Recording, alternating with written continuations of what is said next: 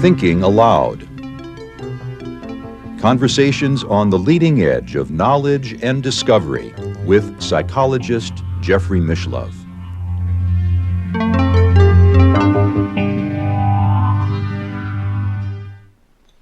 Hello and welcome. I'm Jeffrey Mishlove. Today, we'll be exploring science and the near-death experience. With me is Dr. Pim van Lommel, who is a cardiologist from the Netherlands and a pioneer in the prospective investigation of near-death experiences amongst cardiac patients experiencing cardiac arrest. He is also the author of an important book called Consciousness Beyond Life. This is an internet interview, and now I'll switch over to that video channel. Welcome, Pim. It's a pleasure to be with you. You've done some very important research in the field of near-death experience, but you approached this discipline as a cardiologist and came up with a unique experimental methodology. Yeah, thank you that you want to interview me, Jeff. I'm really happy to be with you. As a cardiologist, I had the privilege to talk to patients who survived a cardiac arrest. So when I read the book by George Ritchie, Return from Tomorrow, in 1986, I just was curious and started to interview patients who had survived a cardiac arrest in the past. And within 2 years, 12 out of 50 patients told me about the NDE, which was for me such a surprise, because I had learned in university and medical school that it was impossible to have consciousness, let alone enhanced consciousness with the possibility of perception during a period of cardiac arrest when you're deeply unconscious. So that's how it started, with scientific curiosity.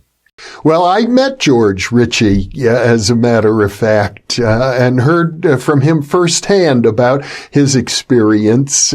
One thing that really struck me was that he was a devout Christian, and he believed that he had encountered Jesus Christ during his near-death experience. Yeah, there are more people who are meeting a being of light, and they sometimes call him Jesus, and sometimes they call him an angel, sometimes they call just a being of light. So, depending on your background, when you're religious, perhaps you should say it's Jesus. But what was also found in our study, we did the prospective study in survivors of cardiac arrest, religion didn't play any role in having an NDE or not, but it's a role in how you put it into words, because it is an ineffable experience. So you try to put it into words based on your background and based on your religion. So you developed this study by waiting in the cardiac unit for a person to experience a cardiac arrest and then questioning them afterwards as to what occurred. Yes, but what we did, we started a prospective study in 10 Dutch hospitals in the Netherlands to see if we could find an explanation for the cause and content of a near-death experience. And we chose the patients who survived a cardiac arrest because we know they are unconscious. And we know also that when you're unconscious due to cardiac arrest, there's no brain function at all. So we had a total of 344 patients who survived cardiac arrest. And we interviewed them within days of resuscitation. And we noticed also all the medical and other circumstances which happened during the cardiac arrest. And what we found is that 18%, 62 patients who survived the cardiac arrest reported a near-death experience, a classical near-death experience. As I recall, some of those experiences were much more intense than others. Usually, according to the Grayson scale, you say you need several elements, at least a score of 6, to call it a near-death experience. What we did, we included all patients, also with one of 2 elements of a near-death experience, because what we found in the second part of the study, what was a longitudinal study, a long-term study with interviews 2 years and 8 years after the cardiac arrest, with the matched control group of all patients who had a cardiac arrest without NDE, we found that all patients, also the patient who had what we call a superficial NDE with also only one or two elements, all showed the classical transformation, which is they lose the fear of death, they have a new insight what is important in life, they feel interconnectedness with everything and with everybody, and they have an enhanced intuitive sensitivity. That sounds like the transformation was 100% positive. Exactly. The transformation was a very important, because it's the objective aspect of the subjective experience. We cannot prove what people experience in their consciousness, because it is subjective. And with our current materialist science, there's no possibility to prove what people think, what people believe, what people have in their mind, because our current materialistic science is based on objectivity, on what you can prove, what you can objectify, what you can duplicate, what you can falsify. It's not possible to do all these aspects of subjective experiences in objective science.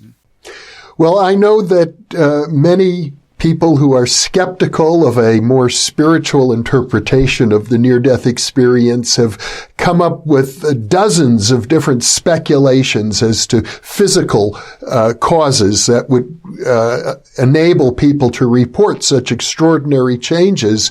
Did you notice any factors that distinguish between the people who reported the near-death experience and those who did not? Well, that's a very important question. And that was one of the main reasons to do this study.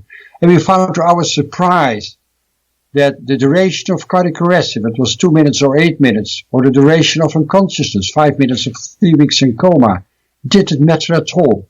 If they had an induced cardiac arrest in the cath lab, usually with resuscitation within 30 seconds, didn't matter at all. To give a medication didn't matter at all. Fear of death before the arrest, which is psychological explanation, didn't matter at all. Pre-knowledge, that you know that these experiences are possible, didn't matter at all. Gender, religion, education, didn't matter at all. So the main thing what we found is that we could exclude all the, until that moment, possible explanations for the cause and content of the NDE.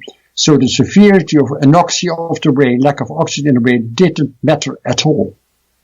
So we could exclude a physiological explanation. Some people have suggested that perhaps there are certain psychoactive chemicals like DMT that are produced in the brain that could account for a near-death experience.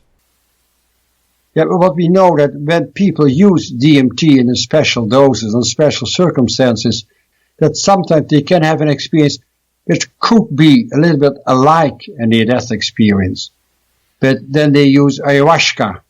DMT has a very short period before it disappears. And we have some DMT in our body, which is a very, very low doses. And it doesn't explain at all our, the different elements of the NDE. And also, usually with the use of DMT, they don't have the classical elements of the NDE, neither they have the classical transformation. But there are people who have and report this. Now, and I believe your study has now been replicated several times. Yes. So there have been two studies in the UK, a study by Sampani Peter Fennick and a study also by Penny Sartori, and a study by Bruce Grayson in the US, and with a total of 562 patients who survived cardiac arrest. And they've found all the same percentage of near-death experience, between 10 and 20%, and they all found that there is no physiological or psychological explanation at all to explain the cause and content of the NDE, because we know that during cardiac arrest there is no brain function left, so we would suspect and expect there is no conscious experience at all during cardiac arrest. So during cardiac arrest, a person has minutes to be resuscitated, or they won't survive at all. Is that correct? Yeah, that's correct. You need to initiate CPR, cardiopulmonary resuscitation, within 5 to 10 minutes. Otherwise, people will all die because of irreversible damage to the brain. So that's why we have coronary care units to start CPR as soon as possible. But nobody will be resuscitated successfully within 1 or 2 minutes. Usually it takes longer. And we know from other studies with induced cardiac arrest, as well in humans as in animals, that when you have cardiac arrest, the EEG, the electrical activity of the cortex of the brain, flatlines within 10 to 20 seconds. There's all those 562 patients of the 4 prospective studies that survivors of cardiac arrest must have had a flatline EEG. Mm-hmm. And in that moment, still 20% report a near-death experience, which is an enhanced consciousness with the possibility of perception, emotion, cognition, etc. Many of the people report the phenomenon where they go through moment by moment everything in their lifetime that they've experienced, not only from their perspective, but from the perspective of other people as well. That's a quite intriguing aspect of what we call a life review.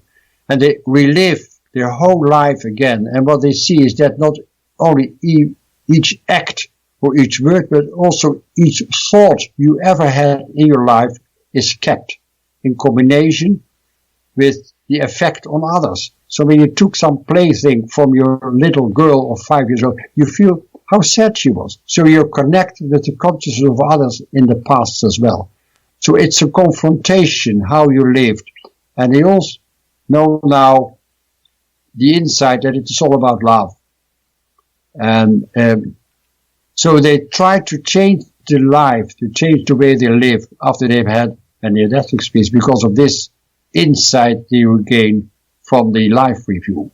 Now, in my experience as a psychotherapist, I've encountered people who have had the near-death experience. And for some of these people who live conventional lives, which often include a certain amount of unethical behavior, if they're typical business people, they find it very hard to integrate some of these new insights because their old habits are still there. Well, I always said the near-death experience is usually a positive experience, not always, but usually it's a positive experience. But it is a spiritual trauma as well, because they are not able to share their experience with others. Physicians, nurses, family members, partners don't believe them, so they have to keep silent. And the only way to accept your own experience is the possibility to share it with others. So usually the first 5 to 15 years, it's a period of depression, homesickness, and loneliness. So it's a hard time. It's a trauma. And as soon as they are able to share it with others, they can start to integrate it in the new life. And then they change the way they live. But it is, in our capitalistic and competitive society, very difficult to change the way you want to live based on your new insights. Another fascinating thing has to do with the nature of time itself. If I can completely relive my life, I'm over 70 years old, and I can do that in a matter of minutes, and not only my own experience, but the experience of other people. It suggests that time itself is very different for the people undergoing this experience. Now, you're totally right. That's why we call this near-death experience a non-local consciousness experience, because non-local means without time and without space. So when you have a live review during a cardiac arrest of 2 minutes, you can talk for more than a week what happened, what you saw, and the moment you concentrate on something in the past, you will be there. So, and also people can have flash forward, so some future events as well. So in this realm, non-local realm, time and space do not exist, and everything is there at the same moment. The past and the future is available. I would think that as a researcher, one needs to take this subjective report very seriously. It's as if, an explorer has come back from another continent and they're describing what they saw there. Yes, it's always for me very emotional to talk to people who had an idea and want to share it with me. and I've talked to hundreds, perhaps thousands of people. And it's, when you're open to it, you're touched by them because they're so also reluctant to share it with others because they had so many negative responses as well. Mm-hmm. Typically, I believe these people are not publicity seekers. Oh no, they're very reluctant to share it with others because of the negative responses they get in hospitals from doctors. And there is a divorce rate of more than 70% because the partner says it's not the same person I married with years ago. It's a totally different person. So there are many, well, as you pointed out, trials that these people have to face in spite of the fact that the experience itself is overwhelmingly positive. I hear from some people that they would prefer not to return to their bodies. Oh, yes. They're very reluctant. And coming back in the body is an awful experience as well because they're back in their body with all the restrictions and pain of the body again. And without the body, that was during the near-death experience, they were just happy and they didn't have any problem with the body because the body, they saw somewhere the body down there during resuscitation or during surgery. And they didn't feel any pain at all. Mm-hmm. Some of these patients also describe from a perspective above their body, looking down, seeing their body, hearing what is being said in the operating room. Yes, even blind and deaf people can tell later exactly what happened and what has been said. Although they don't hear it, but they know what it is said because they're directly thought transfer. They know what the doctor thinks. They know also when the doctor is thinking of their holiday, they know that he is not fully there with the mind for the operation or for the resuscitation. But we have had some very interesting stories of out-of-body experiences, like a patient who was transferred into a hospital. He was a 44-year-old man who was found in a meadow. And when he came into hospital, he had a cold body. It was blue. He was in deep coma. No body reflexes, no blood pressure, no pulse, no heartbeat, eye closed. So it was a very sick man with a deep coma. And the first thing the nurse wanted to do is to intubate the patient to give him more oxygen. And he found out that he had dentures in his mouth. So he took out the upper dentures and put them somewhere on the crash cart. And it took about 1.5 hours to get heartbeat and blood pressure again, but he was still ventilated and in deep coma. So they transferred him into the intensive care unit for 1 week in coma before he was transferred back to the cardiac ward. And when he was there, a nurse came in for medication, and he saw the nurse and he said, "You know where my dentures are." And he could exactly describe the nurse who did the resuscitation. He could describe where he put the dentures somewhere on a slide underneath in the crash cart. He could describe the small resuscitation room where he came in coma and was transferred out in coma. So it was very striking, and there was objective proof of what he had perceived from a position out and above his body during his cardiac arrest, during his coma. This sounds very much like what parapsychologists would call clairvoyance. Yes. I never use the terminology as parapsychology because it is psychology, because we need a different kind of theory to accept it. And clairvoyance is what I call non-local information exchange, which means you get information not by your senses and not by your body, but there's a direct transfer of information, also perception. So it's the same like non-local perception, like remote viewing. It's exactly the same. And you also point out that afterwards, or during the experience itself, the knowledge of the future comes through. Exactly. They can have flash forwards. They knew future events. And sometimes they forget it. When something happens 5 or 10 years later, then they say, "Oh yes, that's what I saw then during my NDE."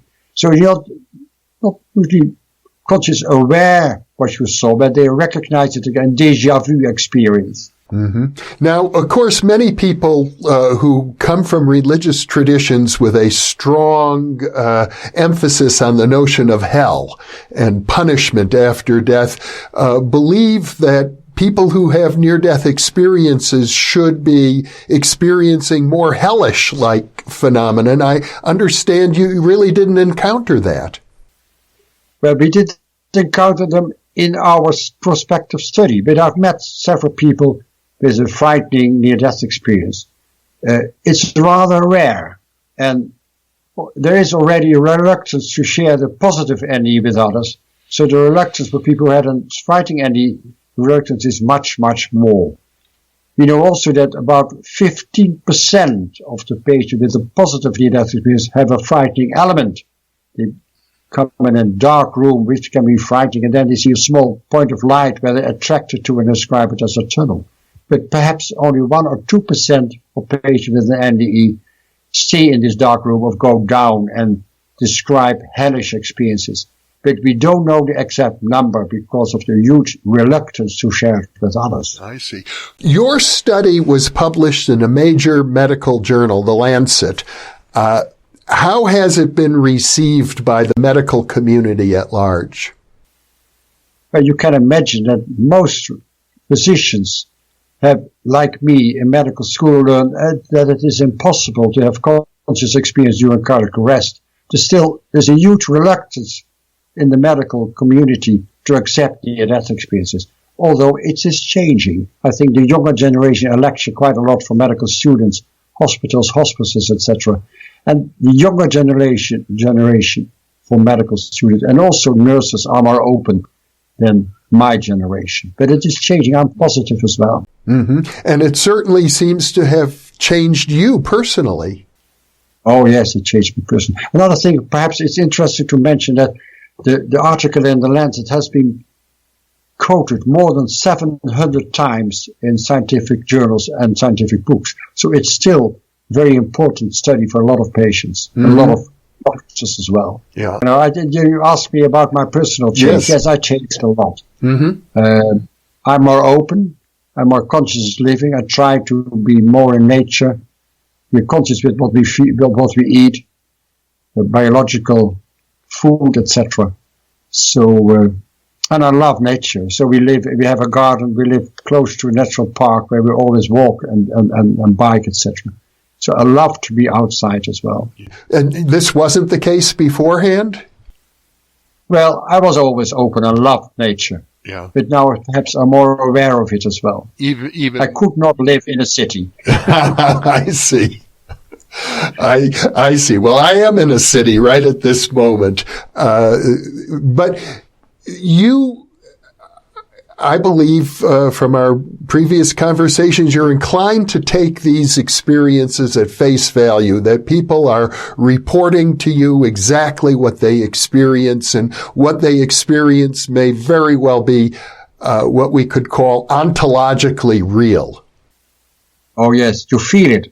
When the reluctance, when they try to share it with you, you feel their emotions, you feel the honesty as well. So when you talk to them and are open and you can listen with your whole heart, they share everything and you feel their honesty. Do you see that there's any future for additional research at this point? I think most important research has been done. I think the most important thing now is that there is more awareness of the studies that are being done in the medical society, medical schools, etc. So we have to change the medical schools. We have to change our ideas that the brain doesn't produce consciousness, but the brain has a facilitating function and not a producing function.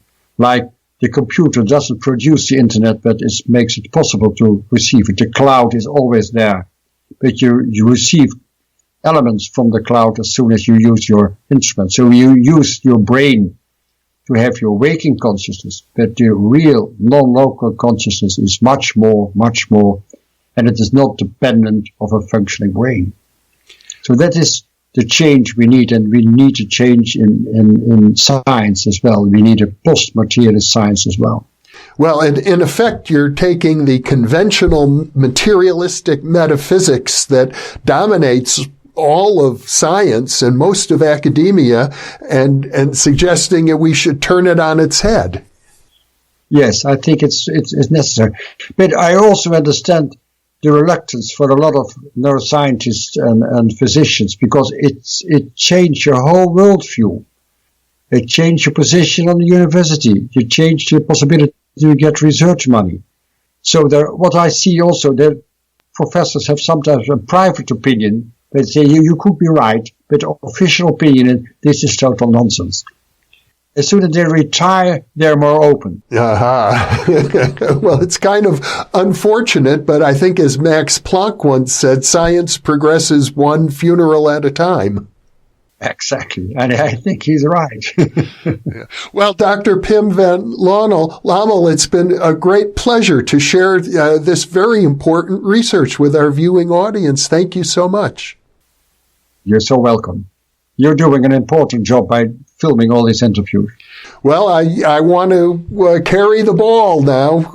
You've done the research, but the important thing is to make it more well-known. Exactly. That's such an important aspect. Not just new research, but make it more well-known. There's plenty of old research that people have forgotten about that deserves to be better understood and acknowledged. You're totally right. Mm-hmm. Well, thank you again.